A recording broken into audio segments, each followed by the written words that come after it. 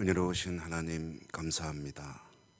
오늘도 또 하루의 삶 허락해 주시고 또 하나님을 예배하며 한날 시작하게 하시니 진심으로 감사를 드립니다. 올려드리는 예배 기쁘게 받아 주시옵소서. 예수님 이름으로 기도드립니다. 아멘. 218장입니다.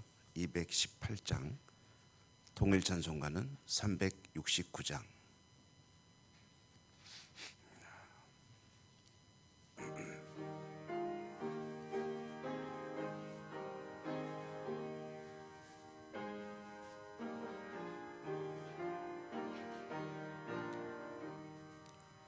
내 맘과 정석 다하여서 주 너의 하나님을 사랑하라.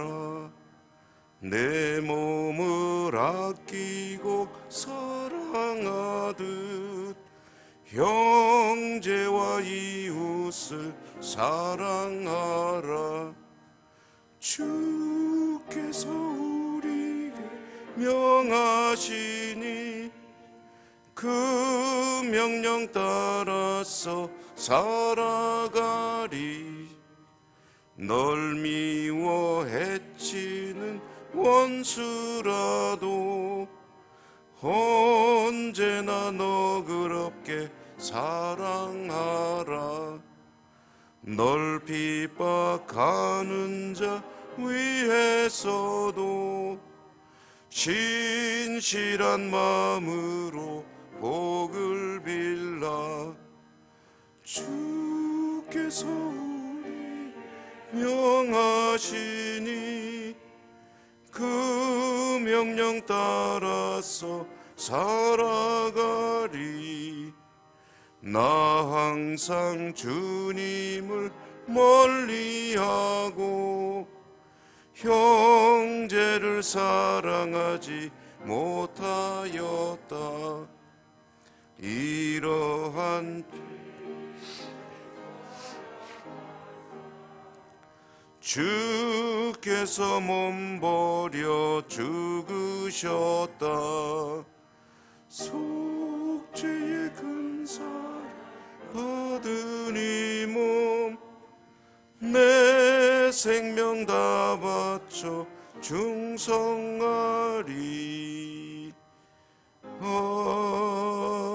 아멘. 사무엘상 23장 읽습니다. 23장 오늘은 1절에서 14절까지 한 절씩 교독합니다. 23장 1절에서 14절. 사람들이 다윗에게 전하여 이르되 보소서 블레셋 사람이 그 일날을 쳐서 그 타작 마당을 탈취하더이다 하니, 이에 다윗이 여호와께 묻자와 이르되 내가 가서 이 블레셋 사람들을 치리이까? 여호와께서 다윗에게 이르시되 가서 블레셋 사람들을 치고 그 일날을 구원하라 하시니, 다윗의 사람들이 그에게 이르되 보소서 우리가 유다에 있기도 두렵거든 하물며 그 일날에 가서 블레셋 사람들의 군대를 치는 일이리까 한지라. 다윗이 여호와께 다시 묻자온데 여호와께서 대답하여 이르시되 일어나 그 일나로 내려가라. 내가 블레셋 사람들을 네 손에 넘기리라 하신지라. 다윗과 그의 사람들이 그 일나로 가서 블레셋 사람들과 싸워 그들을 크게 쳐서 죽이고 그들의 가축을 끌어오니라. 다윗이 이와 같이 그 일나 주민을 구원하니라. 아히멜렉의 아들 아비아달이 그 일나 다윗이 그 일나에 온 것을 어떤 사람이 사울에게 알림해 사울이 이르되 하나님이 그를 내 손에 넘기셨도다. 그가 문과 문 빗장이 있는 성읍에 들어갔으니 갇혔도다. 사울이 모든 백성을 군사로 불러 모으고 그 일나로 내려가서 다윗과 그의 사람들을 애워싸려 하더니, 다윗은 사울이 자기를 해하려 하는 음모를 알고 제사장 아비아달에게 이르되 에봇을 이리로 가져오라 하고, 다윗이 이르되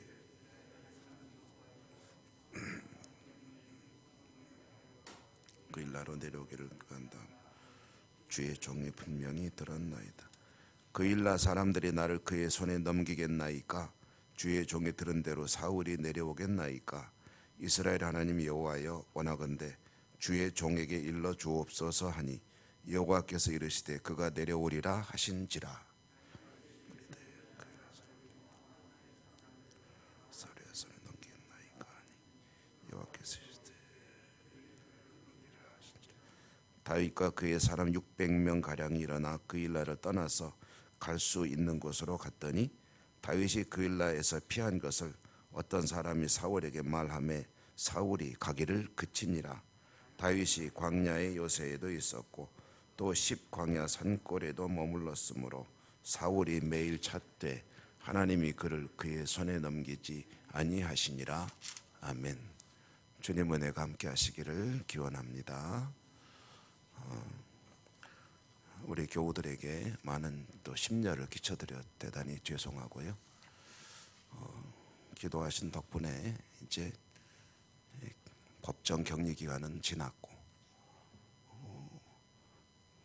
또 좀 안 좋았던 부분도 거의 많이 회복이 됐습니다.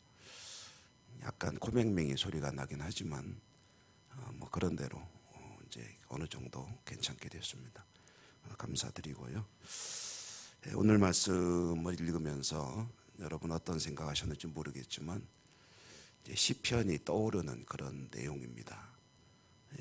다윗의 시편들을 읽어보면 하나님께 대적들이 나를 둘러싸 치나이다 하면서 자신의 삶이 곤고한 가운데 있지만 하나님께 매달리는 그런 장면들이 너무 많죠.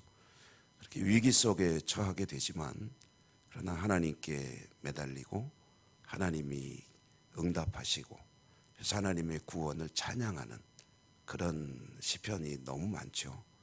오늘 읽다 보면 이제 바로 그런 장면 중에 하나를 전해주는 말씀입니다. 사울은 다윗을 제거하려 하고 다윗은 사울의 칼을 피해서 도피 생활 중에 있죠. 도피하던 중에 이제 약 600명 가량의 사람들이 점점 불어나고 있습니다.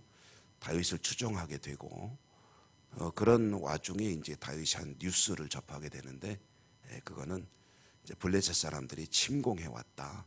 그래서 그일라라고 하는 지역을 이제 삼키려고 한다 하는 그런 정보를 입수한 겁니다. 그때 다윗의 마음속에 드는 생각이 그일라를 도와줘야 되겠다. 그일라를 지켜야 되겠다라는 그런 생각을 하게 되고 그런 생각을 이제 동료들하고 나눌 때에 동료들은 제정신입니까? 라고 이제 말하자면 덤벼드는 겁니다.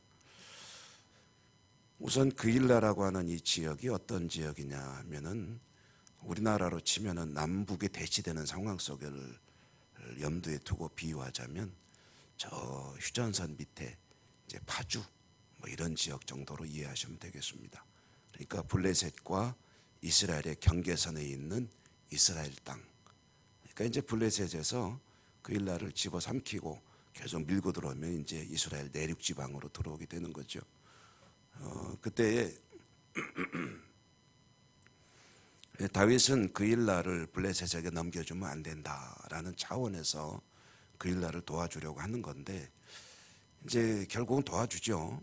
도와주는데 사울이 그때 가지는 생각 여러분 중요합니다.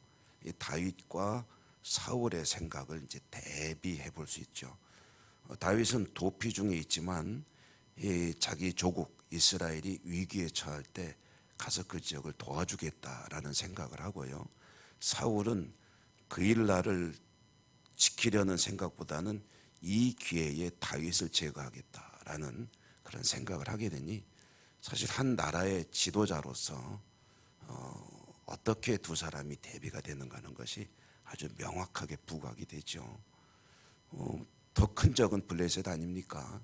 안에 정치적인 라이벌, 자기 정권의 문제는 그 다음 이야기고 바깥에 있는 대적들을 대적하는 게 우선 더 큰 문제 아닙니까? 그런데 그거는 뭐 관심 바뀌고 우선 자기 자리를 위협하는 다윗을 제거하겠다고 덤벼드는 사울, 이미 한 나라의 지도자로서 자격을 잃은 셈이죠. 어찌됐든 다윗은 추종자들, 동료들이 반대할 때 하나님께 기도합니다. 그리고 하나님의 도우심을 구합니다. 하나님의 응답은 가서 도와주라는 것이었죠. 두 번이나 하나님께서 응답하시는데, 두 번 기도하고 두 번 응답했다는 것은 여러분 그 성경을 읽을 때 늘 염두에 두실 몇 가지 일들이 있다고 그랬죠. 그 중에 하나가 반복되는 거, 특별히 두 번이 나오는 거는 이거는 강조의 의미도 있고, 그리고 어찌 보면 이제 다윗은 정말 하나님의 응답을 받도록 간절하게 기도했다는 뜻, 그리고 하나님은 확실하게 응답해 주셨다는 그런 의미를 가집니다. 어찌됐든 다윗은 하나님께 다시 여쭙게 되고 가서 이제 그일라를 도와주는데 600명의 군대로 블레셋의 대군을 이제 물리치고 이제 그일라를 지켜냈다 하는 그런 이야기입니다. 그런데 이제 이 소식이 사울에게 전해지니까 사울은 그일라를 지켰다는 소식에 기뻐하는 게 아니라 다윗이 그일라로 갔다는 소식에 기뻐합니다. 왜냐하면 그일라라는 지역은 사울이 가서 공격하기 아주 좋은 지역입니다. 그래서 가서 포위하고 다윗을 이번 기회에 완전히 끝장낼 수 있다. 그일라는 그렇게 하기에 좋은 지역이다. 뒤집어 이야기하면 다윗으로서는 그런 위험을 무릅쓰고 자기 민족의 어려움을 가서 구해준 거죠. 이렇게 상반되는 두 사람 때 사울이 그를 그일라로 가서 다윗을 이제 말하자면은 완전히 끝장내겠다 하는 그때에 군대를 모으고 진군하려고 할 때에 다윗이 그 소식을 또한 정보를 듣게 되고 그래서 하나님께 다시 기도하니 다윗의 기도는 이런 이야기죠. 그일라가 나를 사울에게 넘겨주겠습니까? 라는 것은 그일라가 내가 성으로 안식처로 삼고 여기서 저항을 할 수 있겠습니까? 그랬더니 하나님은 떠나라. 여기가 네가 있을 자리가 아니다. 라고 이제 답변을 해주시죠. 응답을 해주시죠. 다시 떠돌이 생활로 나아가는 그런 다윗의 이야기입니다. 오늘 말씀 속에서 여러분 또 우리가 다시 한번 하나님의 은혜를 생각해 보게 하는 대목이 여러 군데 있지만 14절 말씀을 보시면 14절에 다윗이 정처 없이 다니는 거죠. 광야에 요새에도 있었고 또 십광야 산골에도 머물렀고 그러니까 이곳저곳 정처 없이 떠돌아다니는 그런 다윗의 삶, 그 현실 참 곤고하죠. 피곤합니다. 그런데 사울이 매일 잣대는 끊임없이 추적하는 그런 사울의 손에 마지막 장면 문장이죠. 하나님이 그를 그의 손에 넘기지 아니하시니라. 하나님이 넘기지 아니하신다. 그러니 사실 사울이 아무리 눈에 불을 켜고 다윗을 찾아다녀도 결정적으로 하나님이 다윗을 지켜주시니 다윗이 피곤하긴 하지만 고생은 되지만 그러나 사울에게 결정적인 위기 상황으로 가지는 않더라라는 그런 이야기입니다. 하나님이 넘기지 않으신다. 이 말은 뒤집어 이야기하면 다윗을 하나님이 지켜주시는 동안에는 비록 힘들어도 결정적인 그런 일은 일어나지 않는다라는 뜻입니다. 인간의 생사화복, 우리가 자주 기도하고 또 자주 접하는 용어죠. 인간의 생사화복이 결국은 결정은 어디에 달려 있느냐? 하나님의 손에 달려 있는 것이고 하나님께서 어떻게 이 일에 대해서 섭리하시느냐가 결정하는 것이지 사람의 어떤 계획이나 그런 뜻으로 이루어지지 않습니다. 여러분, 하나님, 사람이 계획하고 사람이 어떤 일을 진행해 나갈 때 되는 것 같지요. 그런데 그렇지 않습니다. 이루시는 것은 하나님이십니다. 우리가 아픈 분들을 위해서 기도할 때도 그렇게 기도하잖아요. 하나님께서 우리 사람에게 의술에 의지하고 사람에게 의지하고 이것이 모든 것이 다 하나님께서 주신 것이라고 생각하고 도움을 받지만 그러나 결국은 역사의 주인은 하나님이시고 그러므로 생명도 하나님께 달려있고 하나님께서 거두셔야 삶이 끝나는 거지 다른 데 있는 것이 아니라는 것이죠.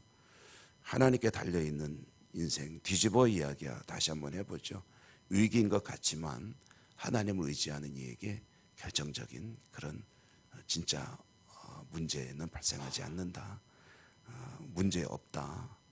결국 하나님에게 섭리가 중요한 것이고 내가 눈으로 보는 상황 또 나에게 닥쳐오는 내 어떤 경험에 따른 위험도 이런 것들보다 하나님의 힘이 더 세시다라는 것을 기억하고 하나님을 의지하고 나갈 때 우리 마음속에 참 평화가 찾아오게 되죠. 그리고 무엇이든지 이겨나갈 수 있는 힘을 갖게 됩니다.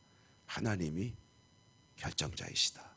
오늘 이 사실이 여러분의 삶에 큰 힘이 되시기를 주님 이름으로 축원합니다. 은혜로우신 하나님 감사합니다. 오늘도 저희들을 하나님 앞으로 불러주시고 하나님을 예배하게 하시니 진심으로 감사를 드립니다. 오늘 주신 말씀 속에 우리의 생사화복 모든 삶의 결정은 우리 하나님의 섭리 가운데 있음을 또 한 번 확인합니다. 그 믿음으로 오늘도 힘을 내어 하나님 보시기에 좋은 복된 하루 살아갈 수 있도록 인도하시고 축복해 주옵소서. 하나님의 약속이 있으시기에 오늘도 하나님의 그 말씀을 붙들고 기도하는 주의 백성들을 불쌍히 여겨주시고 은혜 풍성히 내려 주시옵소서. 예수님 이름으로 감사하고 기도 올리옵나이다. 아멘. 하늘에 계신 우리 아버지, 아버지의 이름을 거룩하게 하시며 아버지의 나라가 오게 하시며 아버지의 뜻이 하늘에서와 같이 땅에서도 이루어지게 하소서. 오늘 우리에게 일용할 양식을 주시고 우리가 우리에게 잘못한 사람을 용서하여 준 것 같이 우리 죄를 용서하여 주시고 우리를 시험에 빠지지 않게 하시고 악에서 구하소서. 나라와 권능과 영광이 영원히 아버지의 것입니다. 아멘. 오늘도 말씀을 인하여 기도하십시오. 여러분의 소원과 우리가 함께 기도하는 여러 가지 일들 놓고 하나님께 기도하고요. 다 같이 주여 한번 힘차게 부르고 간절하게 기도하겠습니다. 주여